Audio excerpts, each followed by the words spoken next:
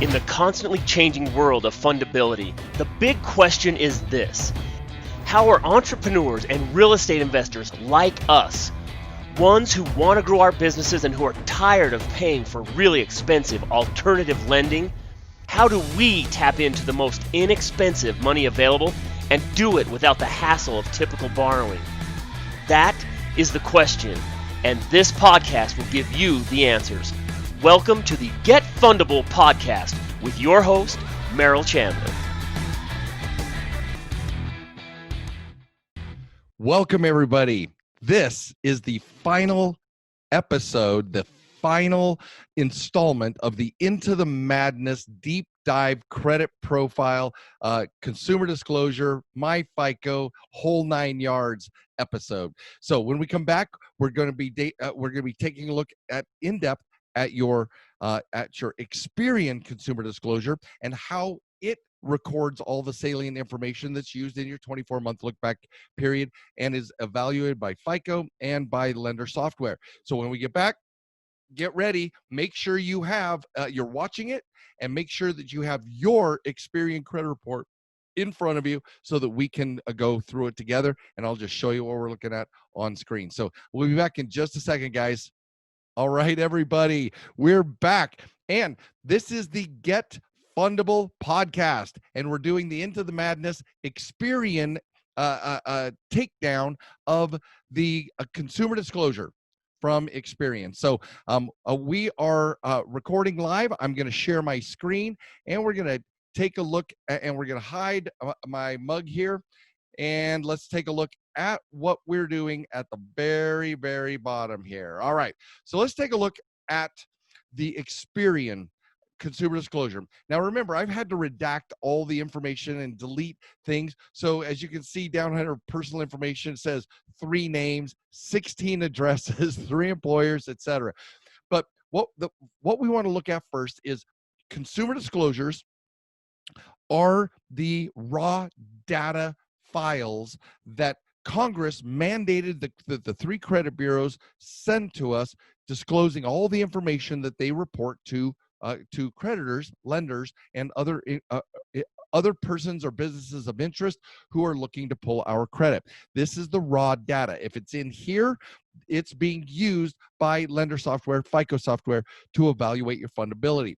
So again, we've kind of created a neutered version of the Experian, but I'm going to point it out here where it says prepared for. You'll find your name, and there's the date that it was generated, but there's the report number. You're going to want to establish, you're going to want to use, especially if you're going to do an accuracy audit with the credit bureaus, if you're going to dispute anything, you need to use the report number for the areas that are not using, for the areas that you believe that there are inaccuracies, that it's erroneous, or that it's unverifiable. Now, it kind of gives you a general review of how many accounts, public records, etc.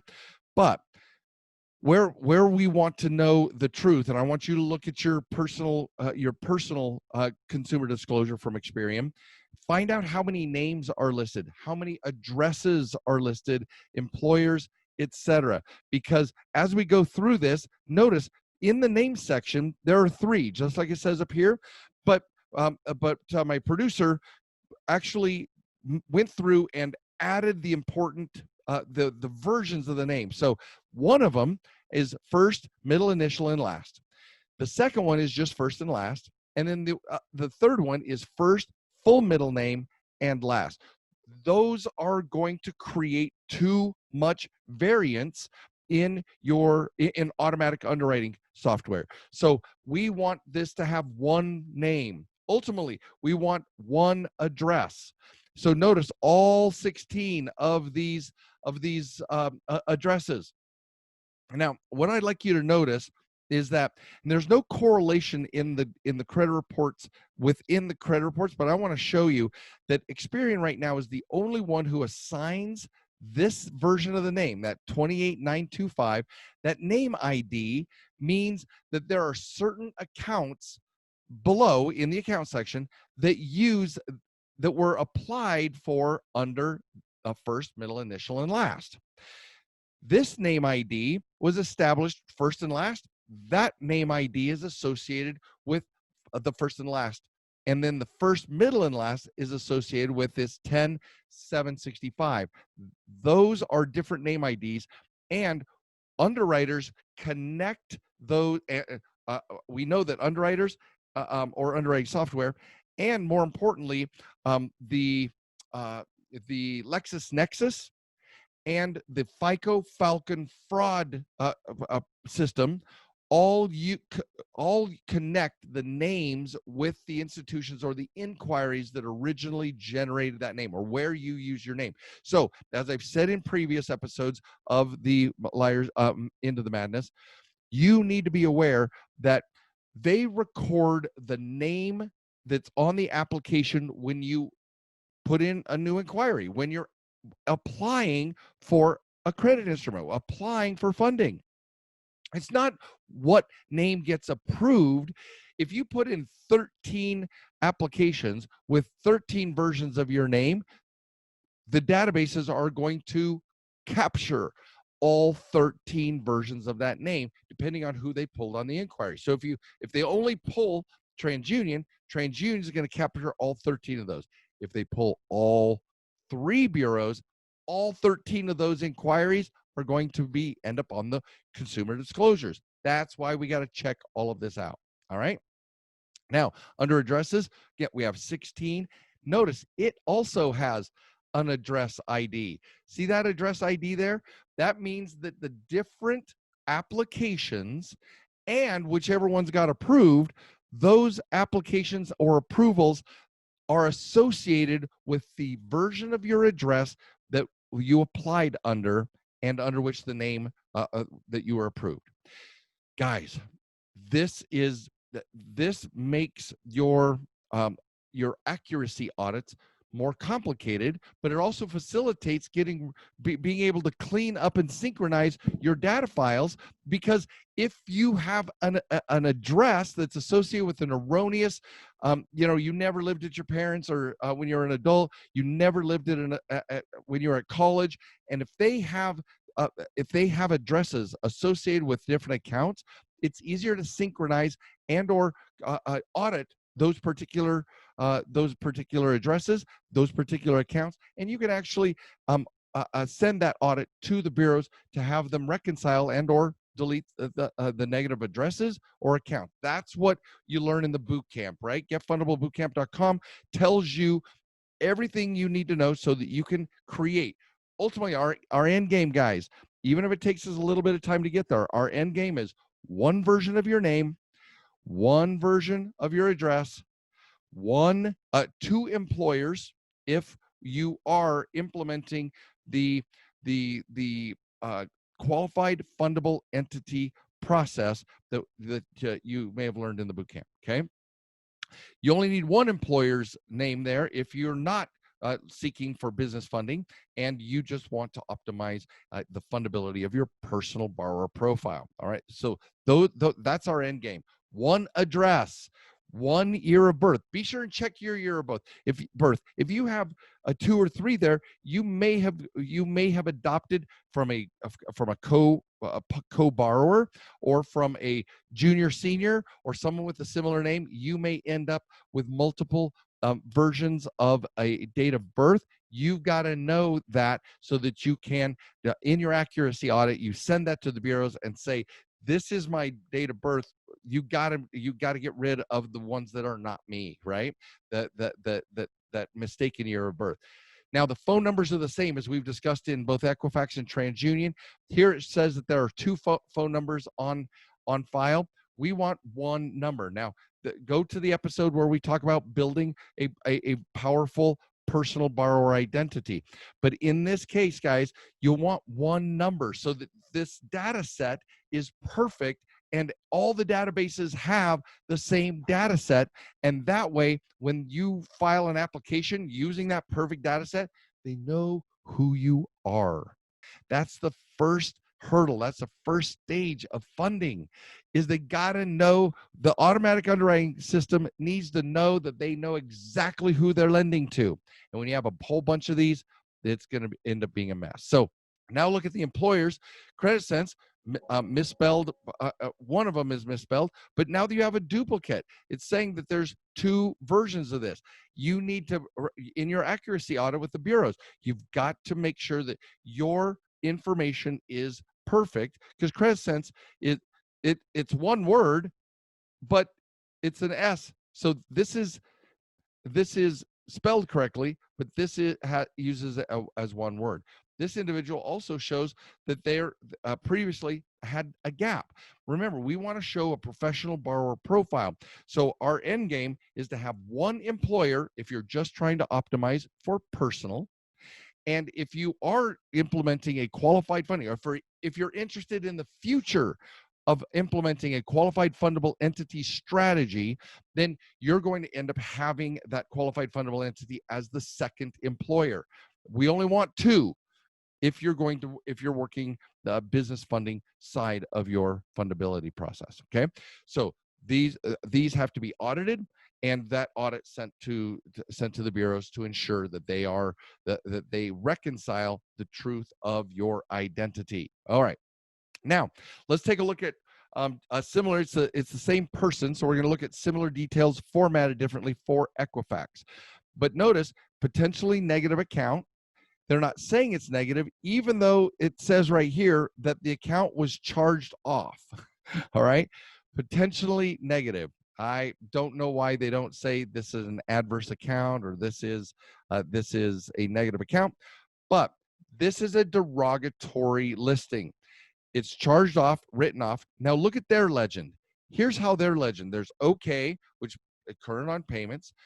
Now this doesn't calculate whether or not you paid on the day before the due date or day after the due date, or remember, as we've discussed in other episodes, if you have not, right now, if it shows current on payments, that means you're not 30 days past due.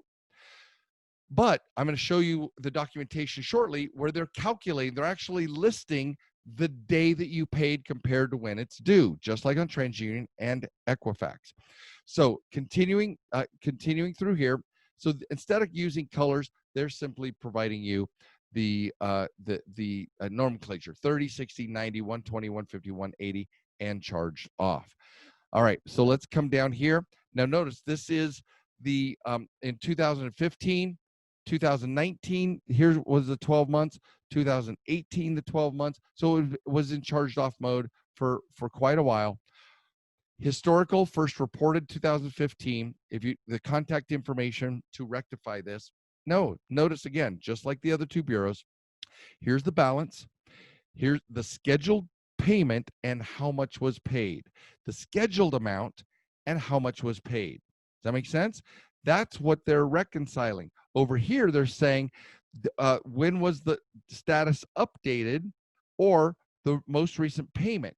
So you're going to see in a moment when we have positive payments. Let's go there now. So let's look at a positive payment. Enhance. Oh, there is here we're to the advanced recovery. Okay, this one doesn't have a positive payment, but what you want to look for is the positive payments as well, guys, is going to create. They're going to say when was the balance updated, and how much was the recent payment, what's the actual payment, and if it's derogatory, then Experian tells you how long it's going to stay on your credit report as a negative or derogatory account. All right, so we have to look at this math to see what's true, but the balance updated, again, notice how all three bureaus do it differently, but balance updated very well may be your reporting date. But you use this data and then you call your creditor, Bank of America, and say, when is this account reported? Now, it's most effective to do it on open positive accounts, as we've discussed previously. But I'm telling you, they update this balance. Bank of America has this account on its books as a charge-off, and they continue to report this as a charge-off every single month. All right, so those are the things that we need to watch for. Be aware, this may be the date that it's reported. We do not know. That's why you're going to ask. All right, let's continue down through all that is covered. Now let's go to what a collection account looks like here. Again, here's the account name, Enhanced Recovery. But do you notice that while it says it's a collection, it doesn't say anywhere on here, there's the first creditor.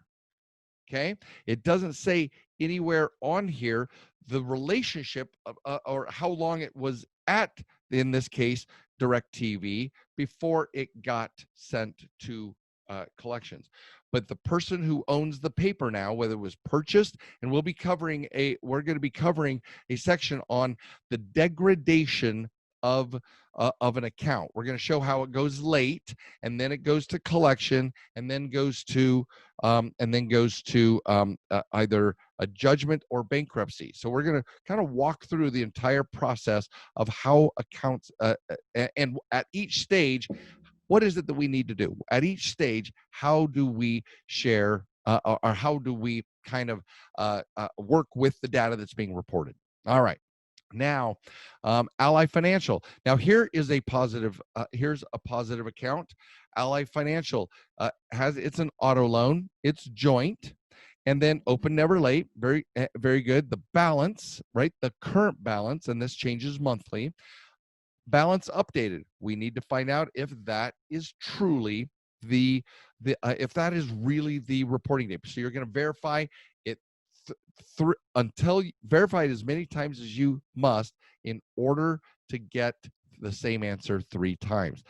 If two other people say 3/29 is the date that is reported, then we will count this as the reporting date.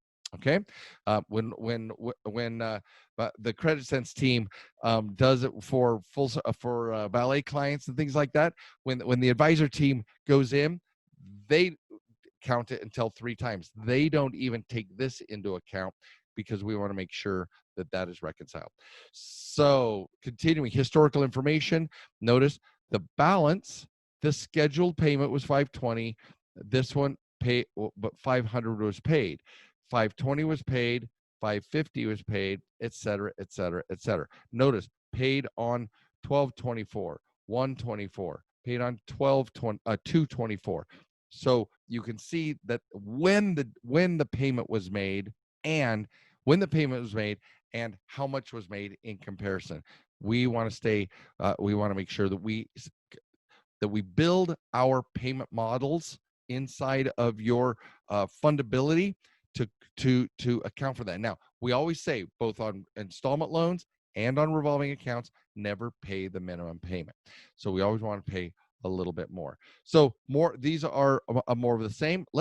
So once you may have 20 accounts, you may have 5 accounts. But once we get through all of the accounts and you've been able to see what is being reported, and remember, you're going to be comparing these 3 across your monitor, right? You're going to be showing Experian, TransUnion, and Equifax, and you want to synchronize. That's why we call it a credit profile synchronization.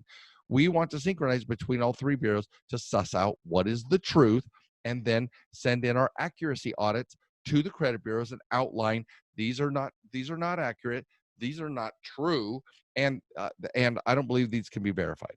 Those will be. Now, here are the inquiries. Again, the contact information, auto loan, this is an extension of credit, etc. So there's plenty of information available here, but here are the soft inquiries. So a soft inquiry, notice this is when this individual pulled the Experian report, and sometimes the CIC means that the means to get it through the process was through annualcreditreport.com. So there's 2 different things here, but they're soft inquiries, so they don't count. But notice it's still on 412 and 411, 412 and 411. Those that usually means that you can go to Experian directly and pull an inquiry, or you can go through the Consumer Information Center, which and that is through so they can track who went to annualcreditreport.com. Now, notice over here, though, you'll find out if you've been binging these, if you're a myFICO credit report subscriber, you may well have these as well. Notice myFICO is actually is checking a soft pull, a soft inquiry every single month that you are subscribed. They're just checking it and to make sure that where you are. And some of the, remember, when we have the myFICO credit report, sometimes we're getting free daily updates, right? But they're checking against the bureau data for updates. So, and those are soft inquiries. All right. Here's more soft inquiries. myFICO consumer data. These are the ones where we actually, LexisNexis, and just take a look at all the different ways in which these soft inquiries, because some are promotional, some are actually doing a deeper dive, some are seeing how well you're doing against all your other accounts. That is a soft inquiry, but it's extremely dangerous. While it doesn't lower your score or lower your fundability, if Chase is pinging your profile to see how you're paying all your other bills, vital information, guys. And if you don't recognize, you can't really dispute these, guys, because they're meaningless on your credit profile. But it is telling you who is looking at you. Extremely important, right? Like this one, LexisNexis insurance, property and casualty insurance. So they may have gone somewhere and somebody just did a soft pull about their insurance practices. All right, let's lots and lots of these. Here's your contact information and of course important messages. So guys, there's the rights. Again, notice how easy it is to get through each subsequent file once we know what they're looking for, once we know what they're reporting, once we know the relationship between all the data. Now, I've gone through, some of these may appear very simple. You may have 30-page, 60-page reports with gobs and gobs of information. We still, these sections are still true for you. You need to go through and you'll know that you're going to try and synchronize your data points. You want to synchronize your identity. You want to create a bulletproof identity. And the first place to do that is by, as we've talked about in previous, you update your positive creditors with your chosen PBID, your personal borrower identity. Then and only then do you come to the Experian, TransUnion, Equifax consumer disclosures. Only then do you do your accuracy audit and find out where the problems are and which versions of your name and address are not on your ID, your government issued ID. Anything that's not on your government issued ID belongs in your accuracy audit, and you want to make sure that you drive the credit bureaus to expand or to contract all of their reporting to one version of your identity. So the only thing that's going to make sense to them is when you change your creditors, then the accuracy audit and the letters to the bureaus about reconciling those, disputing erroneous or inaccurate data, those only make sense after your current positive creditors are reporting your positive PBID. So, is that horse dead yet?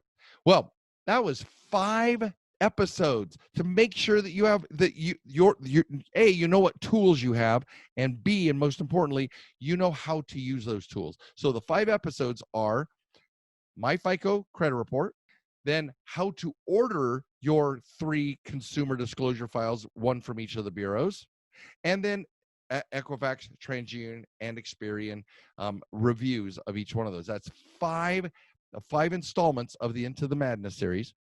And these are your 5, there's 4 tools. Your myFICO filters and scores the data, but the data must be audited and reconciled at the credit bureau level, guys, because that's what every credit report in the universe is going to ping and pull down. And if you've got a mess up there, your limits are going to be lower, or you're going to get flat out denied, because they don't know who the automatic, when I say who, the automatic underwriting software does not know who they're lending to. If they do, you're all set.